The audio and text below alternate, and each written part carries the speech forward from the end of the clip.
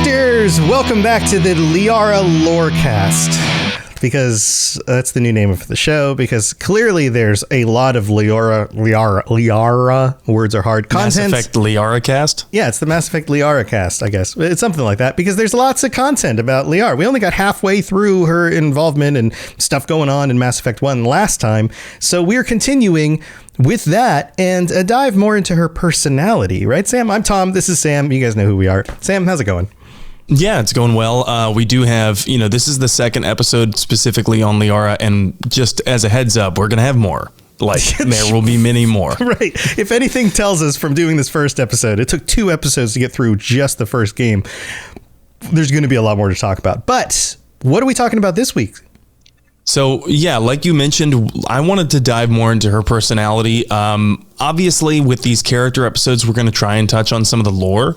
But when it comes to analyzing the characters, I want it to be a supplement to the games, right? Not a replacement. Right. So, right. Because anybody can play through the games and do that. Like, what's the point of listening to this unless we're giving you something a little extra, right? Right, exactly. So today we're going to have like somewhat of a character analysis on Liara like we did last week, but this one is going to focus a little bit more on who she is outside of those conversations aboard the Normandy in regards to the main plot. So it's going to take a little bit of a departure that way, and we're going to examine her outside of those main mission conversations. All right, so where do we start? So most of the time, she's very straightforward. We mentioned a little bit last time that when you talk to Liara, it's like asking a computer a question. Yeah, she's a little robotic in ways. Yeah. They'll give you the answer, right? But it's not going to have any of that pizzazz that you might get with Rex or Tali or even Garrus. It's not going to have that kind of personality. And I thought, where could we possibly see this in the most ambient form possible? Not like forced, not player interacted. Well, it's time to listen to some of our side conversations from our favorite level in Mass Effect 1, the elevator. The elevator level, everybody's favorite. At least loading screens have improved over the years, but yeah. All right, so here's the first one. Check this out. Cover this in basic. Is it common for human women to be front-rank fighters, Chief Williams? I know that Solarian women do not serve in the military. It's becoming more common, but it took a long time to prove that ladies could handle an assault rifle or a shotgun. Such enforced roles are common in dual-sex societies. I was fortunate not to have to deal with that particular burden. So, yeah, go ahead. I was going to say, so clearly you sense a little bit of an edge in Ashley's answer, right? That, it took a while to prove that ladies could handle a weapon. Right, right. But then Liara just responds again factually, saying like, fortunately, I never had to deal with that. But, right. It's interesting to me that Liara is the one asking this question, because she's clearly trying to bridge the gap in her knowledge of other species. Mm-hmm. Yeah, she's asking like someone who's a scientist, like she's gathering data and information about these different races that she's meeting. Yeah. Right. But she's not responding in like somewhat of an empathetic way that you could to Ashley by saying, yeah, that's bullshit. Our species kind of hasn't dealt with that because we're monogendered. So Yeah, it's all, for anybody who likes Myers-Briggs out there, it's all P and no J. It's all a perception response. Oh, I perceive this and I'm responding with more data, rather than J, which would be judgment, which would be, oh, I have an opinion about that. Here's my opinion, right? It'd be funny if we tried to prescribe those Myers-Briggs personality types to each of the different squad mates. I think Liara is an ENTP. That would be... I was going to say INTP. Do you think she's I? I mean, she doesn't seem like she avoids contact with other people. I think she did, because so? she went into isolation when, for so long, she was clearly not a fan of interacting with other people. And she tells us that she trips over her words and whatnot. Right. Okay. Yeah. Okay. Yeah. I'm thinking about the times where she is put front and center around other people. It's not like she shies away from it in those situations, but I guess from a kind of a more broader view, then maybe she is more of an I. Intuitive. So wait a minute. What's the first I? Introvert, intuitive, thinking, perceiving would be her. Myers-Briggs, potentially. All right. Well, that was a fun little aside. Okay, what else do we have? Yeah. So that's just with Ashley. And in order to really drive the point home, I pulled another one that is a part of the elevator conversation with Rex and Liara. You are unlike the other Krogan I have met, Rex. You do not share the bloodlust of your people. When you're young, you go looking for every fight you can. You get older, you realize the best fights will find you. So tell me, who'd win in a fight between you and Shepard? Do Krogan size up everyone for a fight? Even friends and allies? Yes. Yes. Oh, man. Yeah.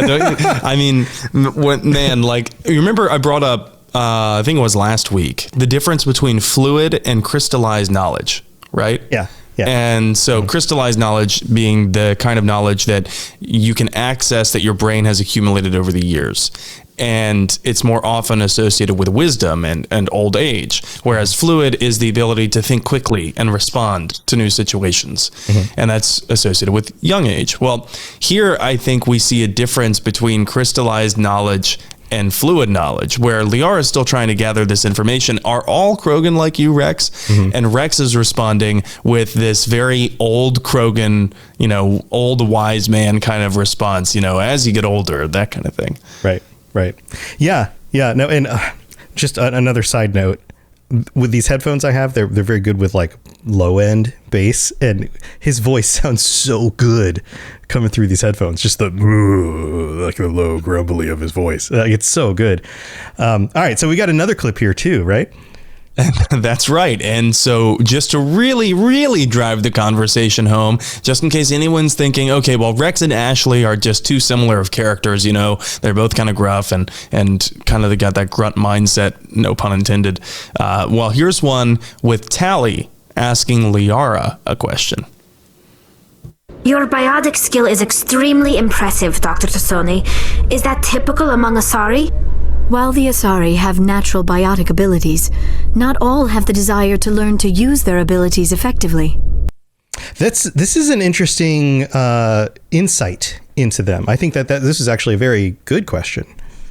Yeah. So, and this is one where now Tally is asking Liara the question, so the inquiry is reversed, right? And again, though, it sheds a lot of light. And it's enlightening, and the information is good, and you feel like you can trust that, right? But again, it is like asking a computer a question. You get the answer, and it is factual, but there is no pizzazz. Right. Siri, do the Asari all have biotic abilities? How does that work? Well, according to this website, blah, blah, blah, blah, right? It's kind of like that. And I'm not knocking Liara for her delivery or for the way that she answers questions.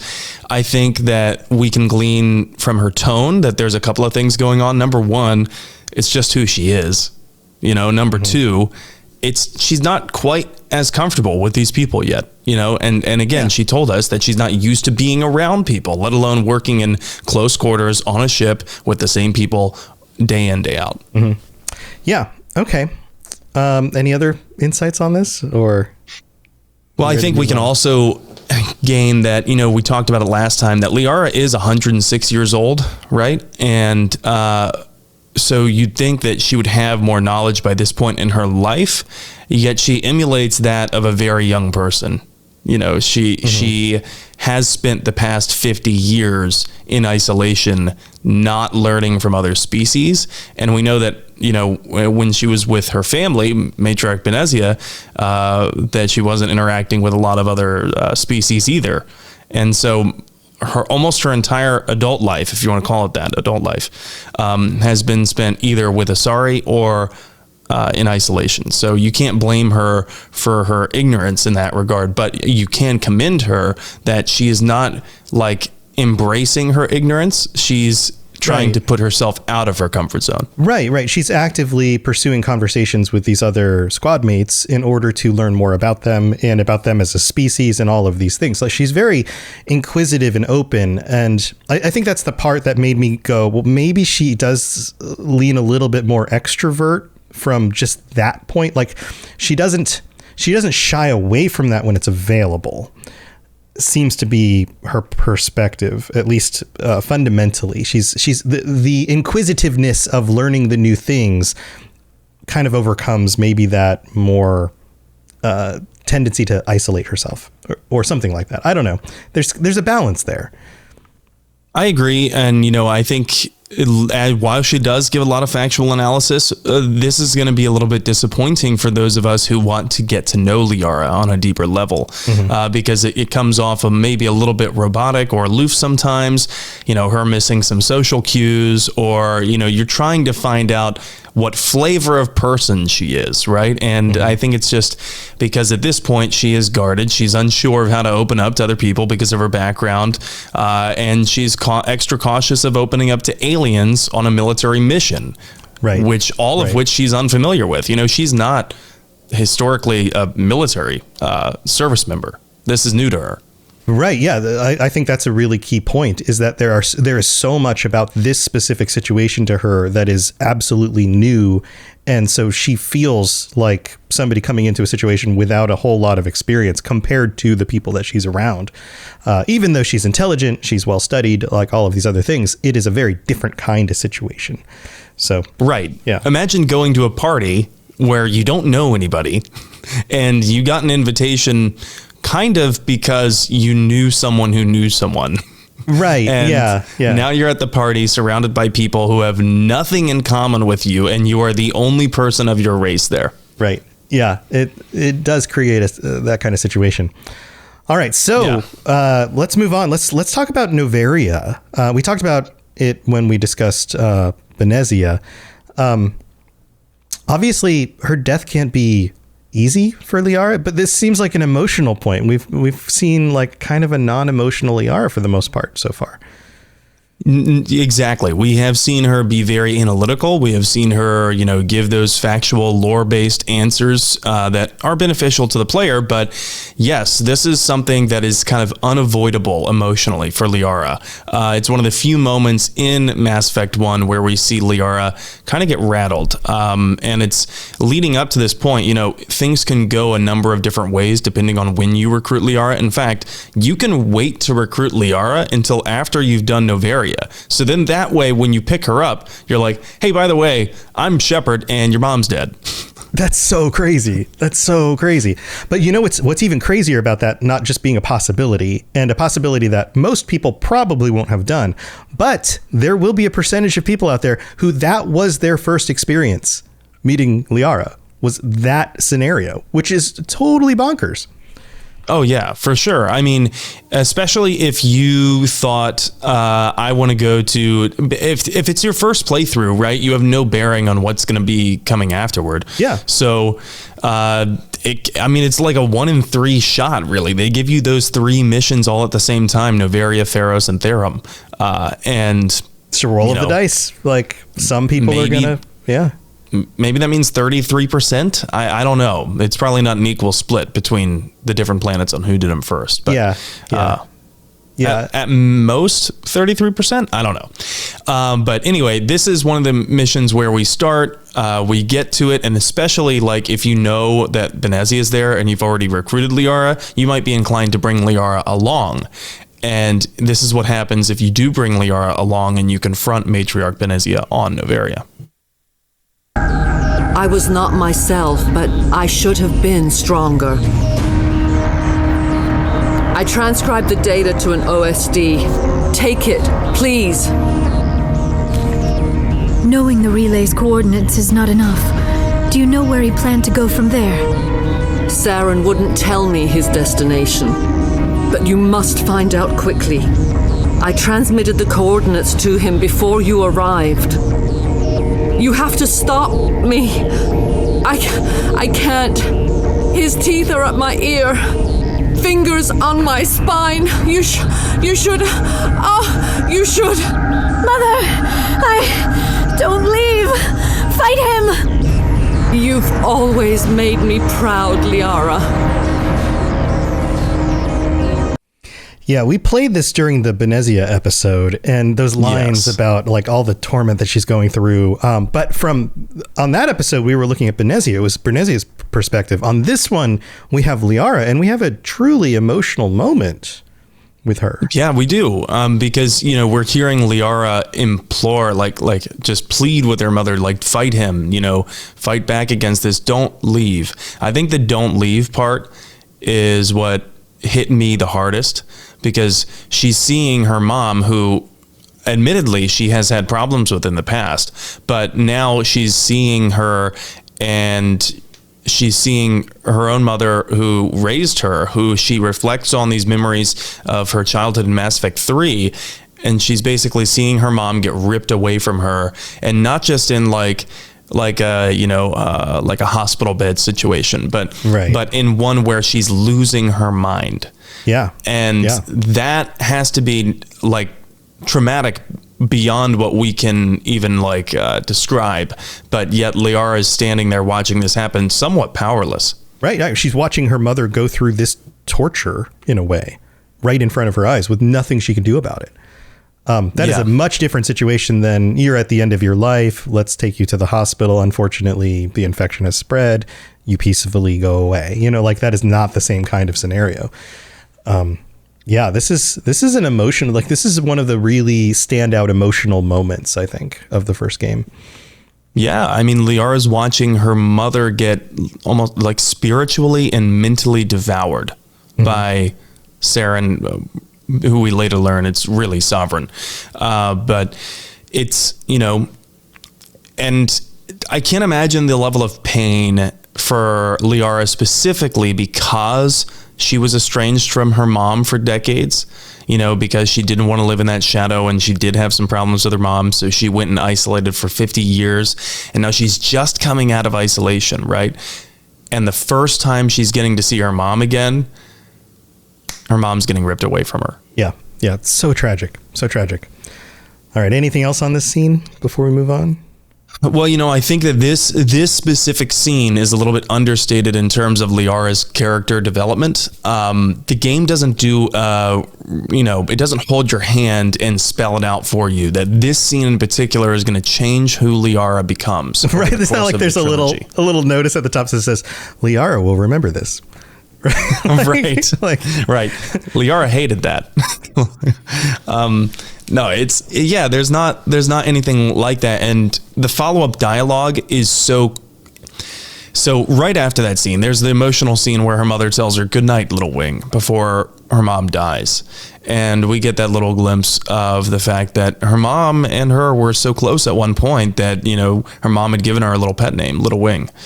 But then after that, when we go back to the Normandy and we talk to Liara, who, by the way, Ashley is one of the people who implores Commander Shepard to go talk to Liara, exercising a level of empathy for an alien that might surprise some people who didn't like Ashley. But yeah, go back and listen to our Ashley episodes where we actually dive into that a little bit. Yeah, right. And so then you go and talk to Liara, and you would expect Liara after that to be breaking down, right? Or clearly traumatized and unlike anything what we heard from her before, but she's not. She resumes her bearing almost perfectly. She is affected, she is impacted, but she basically tells us that she's going to remember her mom the way that she was, not what she became. Yeah. And that's a very astute and insightful way to go about things. But in such close proximity to the event of when it happened, it's guarded, it's deflecting, it's not accepting how you feel. Right. And that feels appropriate for her character from at least what we've known so far. It does. And the interesting part was when I was thinking about that such quick resumption of decorum, right? That resuming decorum and always acting proper, that is kind of what we are led to believe is typical of Asari in Mass Effect 1. Yeah, she is our primary example of being around one. So we start to assume that her qualities are shared by everyone else. But that's not always the case. And Counselor Tavos, too. I mean, we're told that, I think it's Tavos, unless I'm getting the other replacement counselor's name mixed up with her. But the Asari counselor in Mass Effect 1, she is also quick to resume decorum and never breaks it, really, throughout the entirety of Mass Effect 1. And she's the other very close, like Asari, who we have multiple conversations with. And I found that to be interesting that such a long-lived species would emotionally process things so quickly. Whereas later we learned that is actually more characteristic of the Solarians, who have a hyper fast metabolism. They process things emotionally very quickly because they only live about 40 years. And how is it that a species that lives 1,000 years might emotionally process these things as quick as a species that lives only 40 years? Right. And the answer is, I think that they're not actually emotionally processing them. Right. They're like your prim and proper grandmother who likes to hold styrofoam underwater and not talk about important situations. Right. Or at least in this case, they're guarded about sharing those feelings externally or socially with other people. So maybe there's some processing that's happening internally or when they are alone or only with certain other people, but it isn't as broadly announced as some people would share their feelings, right? Like there are definitely characters that share their feelings with everybody at every moment, right? And maybe she's just not like that. Yeah, exactly. Maybe that's her, right? And maybe that's just her because, we don't want to fall into the trap of every species has a monoculture. Right, right. Well, and being alone for 50 years, you probably learn not to, because you can't put your feelings on the people around you. So you learn not to do that because there's nobody to share that with. So you end up learning in those 50 years how to process things on your own by yourself. And so it doesn't feel like something you even need to do, maybe. Could be part of it. Right, yeah. Yeah, and the other thing is it could be so immediate right afterward. It's like, hey, I haven't even had time to reflect on this. Right, right. It hasn't really sunk in because your feelings hit when they hit. You cannot control that, right? And sometimes in moments of tragedy, it doesn't sink in yet. You're like, I'm witnessing everything, but I'm not feeling everything yet. But then a few days go by, dissonance. And then all of a sudden you just can't stop crying or whatever because your feelings kind of catch up with the moment. Everything sinks in. Yeah. The cognitive dissonance of like, I should feel bad right now. Right. I should feel worse. Why do I not feel worse? Right. I think that might be some of what Liara is going through. But how do you explain that to your recently, joined boss, which is Commander Shepard leading the mission, right? Right. In a situation where you're trying to fit in, you're trying to not stand out. You're trying to make things worse. You have a mission to do. Like there's a lot of layers on all of this. So, right. All right. So that sounds like a good place to wrap up the first half of the show. We've definitely got more stuff to talk about with Liara, but we have a mid-break. We got to go thank our patrons and a planet card. Planet cards are back again, so don't go anywhere. Message coming in. Patching it through. I am sovereign, and this Lorecast is mine. I like the sound of that. All right, here we are in the middle of the show. We've got a new patron. Somebody signed up at patreon.com/Mass Effect Lorecast, and their name is, and I'm probably going to butcher this, Me Balls. Yes. Me Balls. You want me to spell that out for you? It's AAUWMEBALLZ. How would you pronounce that name? I think you probably got it like I would pronounce it. Me Balls. Me Balls. Thank you for signing up. Welcome to the Patreon. And thank you to everybody who supports the show, including our Shepherd tier patrons, Ed Boy, Kira C, Lieutenant Tessina, and William. And to all 61 of our current patrons, thank you so much for being here and keeping this show going. Also, if you'd like to help us out in other ways, you can leave a 5-star review on Apple Podcasts. You can rate the show on Spotify. If you do leave a 5-star review on Apple, we'll read out your words on a future episode of the show. You can share this show with your friends. There's all sorts of other things that you can do. It's a two-way street. That's how content creation works. We put the stuff out there, but it doesn't actually work unless the listeners help out a little bit. So thank you so much for all of your support and for being here. All right, let's get to the planet card. Planet card. Sam, you ready to go? Sorry, I was still looking at that me balls. Me balls. I was like, how would one pronounce this? And I honestly do think that it's supposed to be a joke, like, ow, me balls. Yeah, I think so too. Also, whenever I'm upset from this point on, I'm just going to go, me balls. Me balls. Anyway, planet cards. Yes. So the planet card for today is Alcara. Alcara's crust is composed of carbon and water ice. While low density, its large size allows it to retain a thick atmosphere of methane and ammonia, much like the air around me when I fart. It is believed that if Alcara had acquired a bit more mass when the Amata star system formed, it would have formed the core of a second outer system gas giant, much like me. Alcara has 3 moons, Uluru, Wandjina, and Baimi. I think I pronounced those correctly. Anyway, I picked the planet Alcara because it is the planet where the Normandy goes down and the wreckage is found in Mass Effect 2. Ooh. And so, given that we know that Liara recovered some of Shep's armor, we know that Liara must have gone there at some point. And I wanted to make that the planet card for today. But interesting note about those 3 moons that Alcara has, Uluru, Wandjina, and Baimi. Those are all names that are taken from Australian Aboriginal Dreamtime mythology. Oh, that's cool. Yeah. So I knew that. I was like, these are way too hyper-specific, and they don't sound like some made-up sci-fi language. Yeah, they feel like an actual culture, like somebody actually speaks this or something. Yeah. Right, and they do. And so these 3 names are taken from Dreamtime mythology. Uluru is actually a huge rock, and I believe it's a UNESCO World Heritage Site.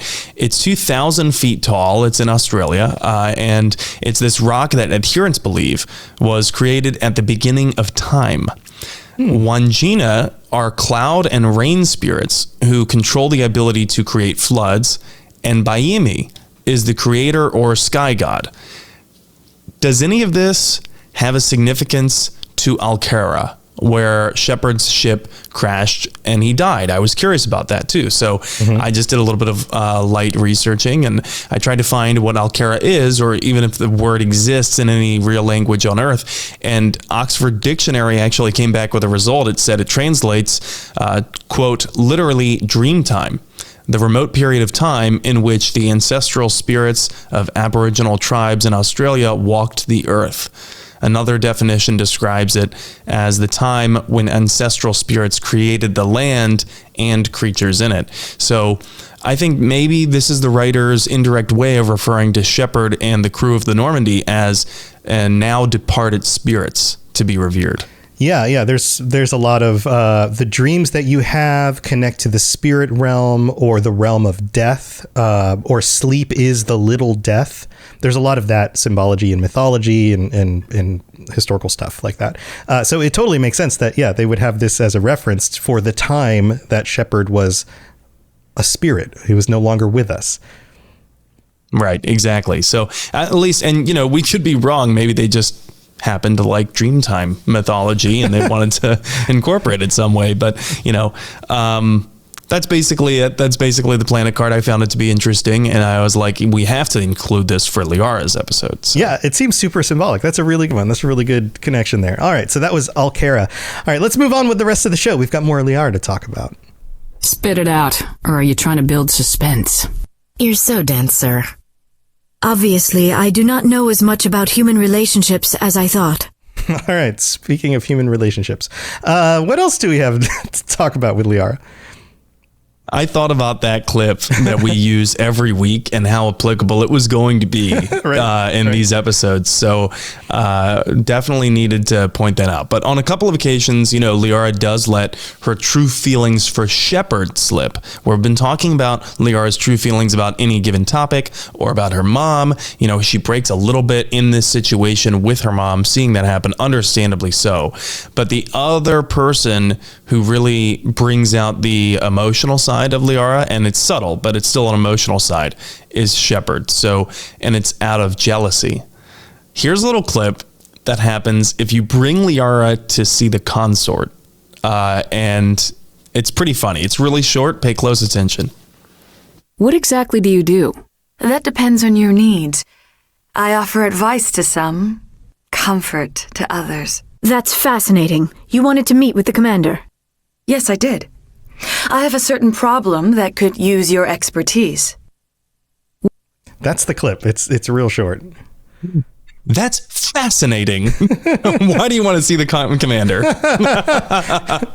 It was, I mean, like, come on, that's got to be on purpose that she responds. The delivery is like that, you know. It's not like, that's fascinating. Why do you want to see the commander?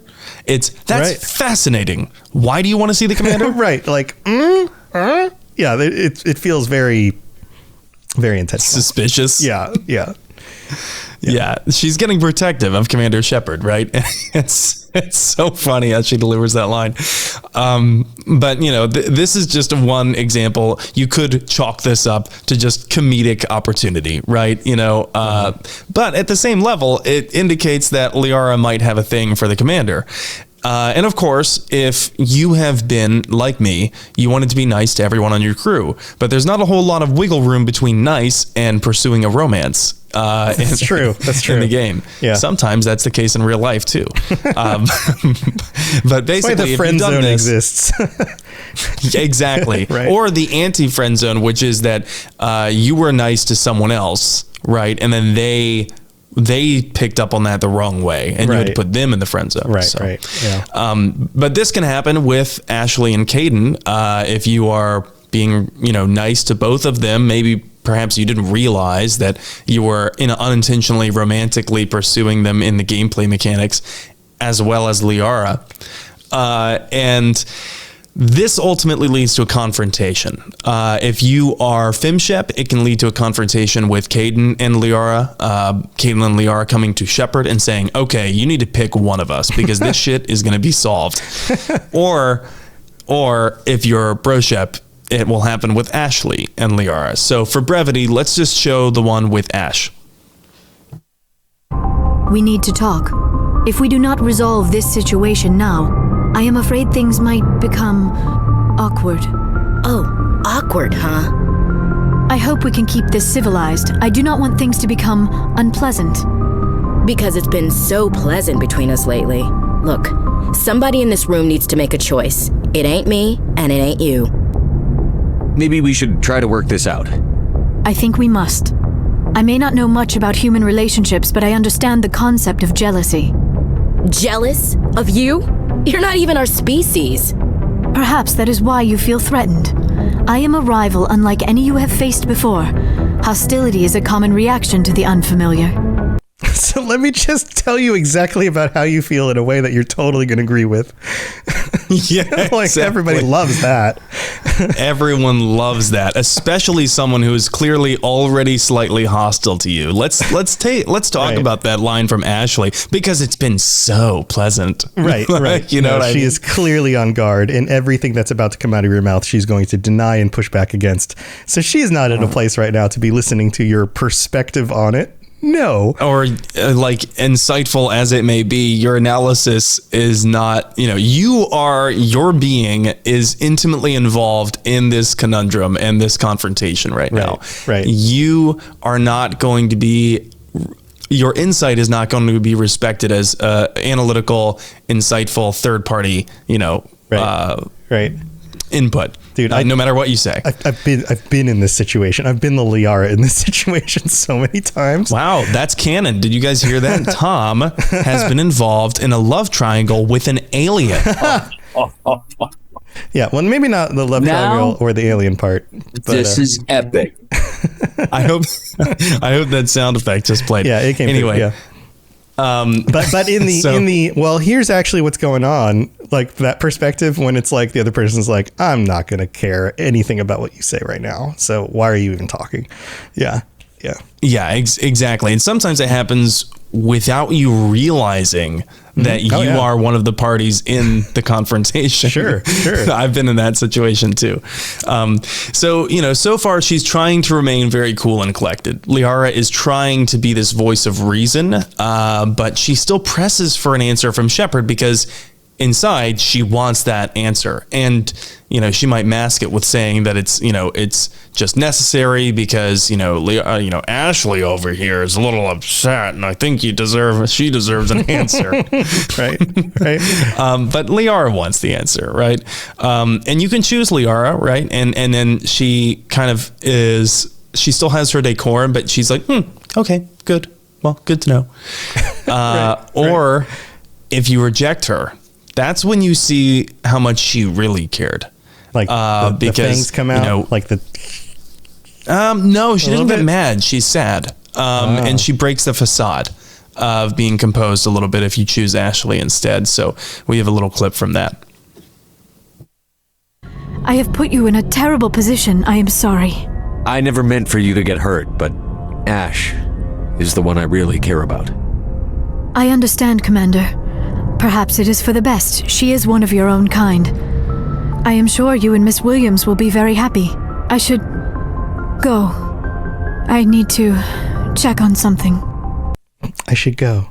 Yeah, I haven't witnessed this myself, so I was like, I don't know what version of her we're gonna get here. But yeah, she just seems like super bummed. Yeah. Fun fact, one of the few times that any other character hits Shepard with the I should go. Yes. Yeah, I should go. Yeah. But it is if you read that line, I should go, I have something I need to check on.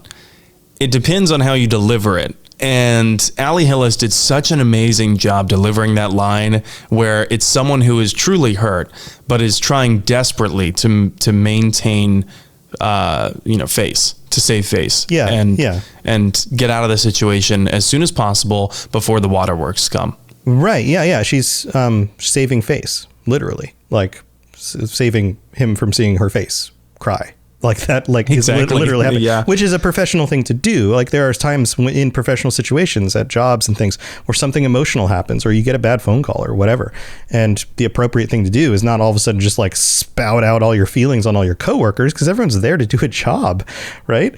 So it's like, okay, well, give me a minute. I gotta go do something, and then you take care of it and you come back, and it seems like I think that's what she's doing. Well, yeah, I think that is what she's doing, and I think that is her mentality about it. Because again, she has a little bit of a problem being vulnerable with these people that she just met, especially after having been isolated for 50 years. I know that's, we brought that up many times, but the psychological and mental impact that's going to have on a person, be them a human or a Sari, is going to be considerable. But yeah, and a little side note, I think that culture about the workplace and showing grief or trauma is changing. I think it's a little bit more open now than it was before. Oh, probably, yeah. Yeah, and to be fair, if you do get a phone call at work and it's like a family member of yours who passed away, if anyone is going to ream you a new one or make fun of you for crying, that person has clearly not been through trauma before, and or they have, and they are a miserable little prick. Right.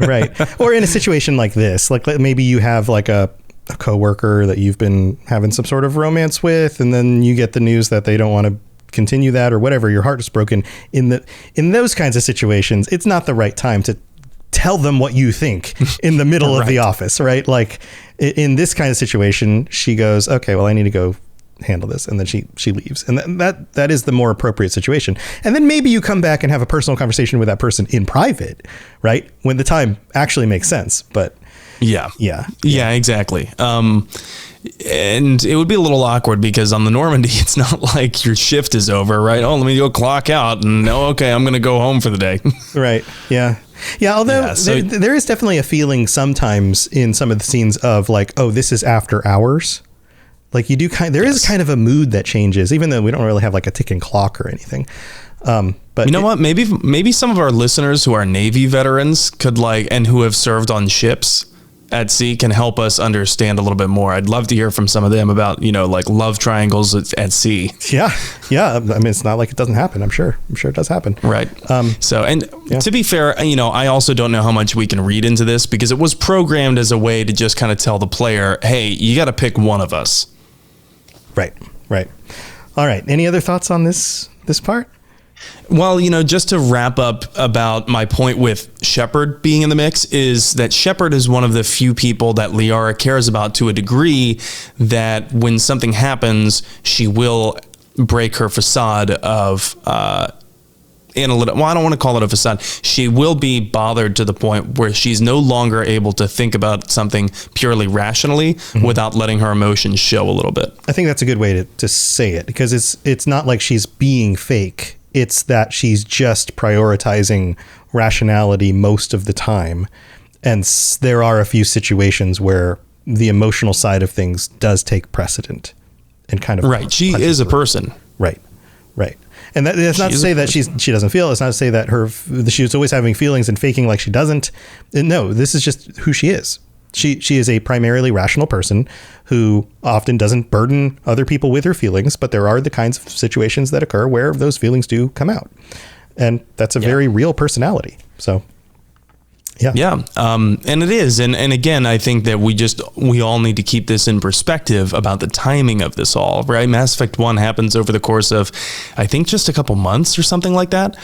And so there's no possible way that you would instantly feel as close to these people who you've just met. And although they did rescue you, right, you're not going to feel like warm and fuzzy and ready to be vulnerable. And it might even carry with it a certain degree of embarrassment about them seeing such, if you are Liara, a certain degree of embarrassment about them seeing such an emotionally significant time in your life where your mother died. And they are all privy to that. Right. Like, I just met these people and now they're seeing one of the most traumatic things that's ever happened to me. Oh, cool. Okay, great. Wonderful. Yeah, like, that's got to have some other like extra feelings on top for sure. Definitely. But there is such a thing as trauma bonding too, though. So afterward, it would make sense why after Mass Effect 1, Liara does feel this intense emotional connection to not just Shepard, but the crew of the Normandy. Yeah. So I'm pretty sure that's something you can see across multiple characters. So, yeah. So overall, I think that there's this deep inside this analytical young professional, there is this person who's afraid of being hurt, right? And they don't know how to relate to other people. I think that she understands books and academics quite easily, but people not so much. Hence our mid-break clip that we play every time. And it was referenced in that clip just there. There's much about human relationships I don't understand, but I do think that we also see her only shaken up by a couple of different triggers, rather her relationship with her mother and how much she cares about Shepard. Right. Emotionally, I think, at least by Mass Effect 2, we can consider these to be the two most important things to Liara. Yeah, that's a good way to put it. Yeah, that being said, I think someone with an unshakable composure is exactly what you would want on a small multi-species crew on a high-stakes mission.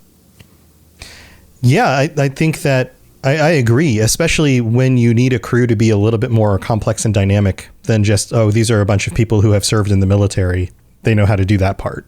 You're going to need somebody else who has a different perspective, a scientist, analytically minded individual who asks questions that other people might think are awkward, but they just want to get the information. It's not about being awkward or not. Like she really does balance out some of the rest of the crew really well. You know what I found in my own career as a journalist? Sometimes the blunt, awkward questions are the most necessary. Yeah, and I think that's also true in a lot of relationships. I think a lot of relationships suffer because people just don't bring up the hard questions, or a lot of parents fail by not bringing up the topics that are uncomfortable to talk about with their children, because those are teaching moments and they avoid them. And then the children grow up confused, or at least getting information from less caring sources. Yeah. And, sometimes we try and talk around things and ask questions in indirect ways and a series of questions where we're trying to not key the other person in on what our line of inquiry is. But I feel like the older I get, the more I'm like, there's just not enough time in life, Yeah. So there's just not. But we do have a little bit more to talk about. And first, before we go into this next part, because it's definitely like a tangent that very self-indulgently I wanted to bring up, but I did want to bring up about how maybe the writing went too far into the bookworm for Liara in Mass Effect 1, that archetype, and maybe they didn't. It's just that it stands in stark contrast to how we see her character develop over the next 2 years after Mass Effect 1. And again, part of that might be because of the intense emotional trauma bonding that happened for her in Mass Effect 1 that is ended so abruptly when Shepard dies and the Normandy goes down. But that is something we'll talk about next week. For now, I wanted to save my own little grouchy analysis that I have with Liara in Mass Effect 1.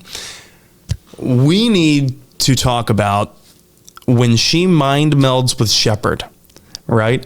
Allegedly, to make sense of the cipher. Mm-hmm. There is an obvious sexual edge to this scene, even for people who don't know that melding it's also how Asari reproduce. Mm-hmm. All right. And we have a little clip here. Here's the scene. Are you suffering any ill effects from the cipher? The cipher shook me up a bit. I might be able to help you. I am an expert on the Protheans. If I join my consciousness to yours, maybe we can make some sense of it. Do it. Hurry. We don't have much time.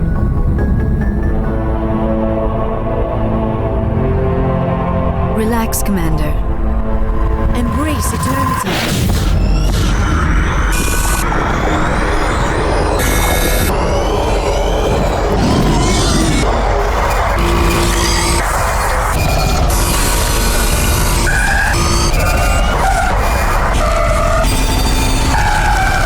That was incredible. All this time, all my research, yet I never dreamed. I am sorry. The images were so vivid.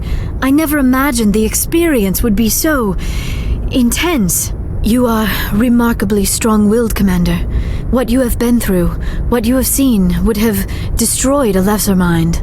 Come on, get to the point. What did you see?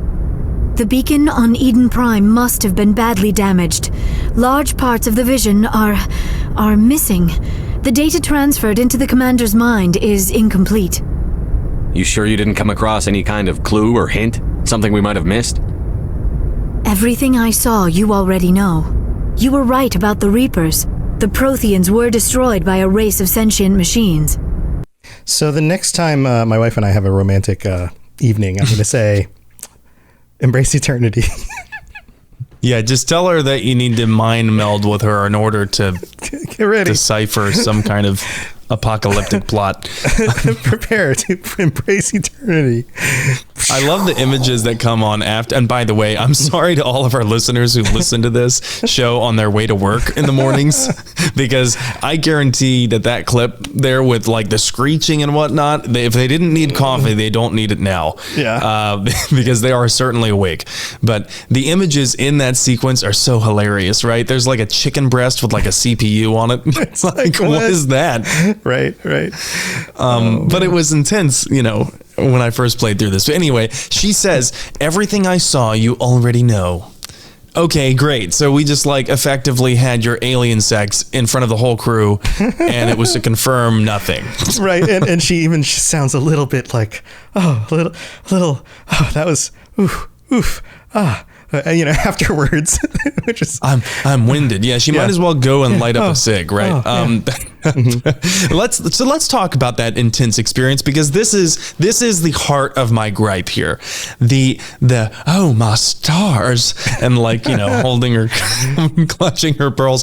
This next clip, she talks about the intense experience from that. I was able to interpret the data relayed through your vision, what was there at least, but something was missing. Saren must have the missing information. Maybe he found another beacon. If we can find the missing data from your vision, I can... I am sorry. The joining is exhausting. I should go to the medical bay and lie down for a moment. Dr. Chakwas should take a look at you. That will not be necessary. I just need some rest. Somewhere quiet. you think she'd just say, and just go back to my bed? But the medical bay? Oh, well, no, okay, I don't really need the doctor. I just need to lay down somewhere. Well, she may have been able to just go back to her bed and like, be good that way. But, Shepard isn't just someone with a lesser will. And that's something that she brought up, right? Someone with a lesser mind would have been broken by the experience. Right. Yeah. I mean, come on. There's such an obvious sexual edge in this scene that it's like equal parts funny, but also cringe. Right. My Shepard, your mind is so big. Exactly. It's very similar to the lusty Argonian maid in Elder Scrolls. Yeah. The lusty Asari. We need to make a fan book, put in the game. I don't know. If you've ever been on Archive of Our Own, I promise you, there is probably some fanfic that is very similar to that. I'm sure. Yeah. Oh my God. Day here in chat says post-meld clarity. That's exactly what it is. Yeah. Post-meld clarity. Nice. But yeah, it's just, I know it's supposed to be a funny scene. Like I know that, but it's also kind of cringe to me because it's like the second time in the game where she has this, oh, my stars kind of attitude. Like, in the very beginning when we recruit her, I think Caden says, when was the last time you ate or slept? Because she goes like, oh, and almost faints like, mid-conversation like a Southern belle. Yeah. And, it's, I don't know. I just found it cringe. Yeah, it is a little funny. I mean, the other thing is you have to remember these games came out a long time ago now at this point. So there is a little bit of, maybe this played better 15 years ago, 17 years ago. Yeah. It's just so archetypical and, shoehorned in there, I think. But it is what it is. I probably just need to get a sense of humor. That's it. No sense of humors. No, we don't have any jokes on the show ever. Well, that's going to wrap up Mass Effect 1 with Liara, but clearly there's more. So we'll be moving on to other stuff in future episodes. Sam, you have anything else you want to share before we head out? Yeah, I'm still streaming my personal canon playthrough of Mass Effect, but I'm also, I had like a super long stream the other day because I'm getting really close to the end of Baldur's Gate. And I'm trying to finish Baldur's Gate by tomorrow. Wow. This is Thursday the 7th. We're recording this a little early this week. Yeah. So I'm trying to finish it by tomorrow because on the 8th, and that this episode should be out by then, I will be going on the Two Girls, One Ship episode to talk about Karlach. I romanced Karlach in Baldur's Gate.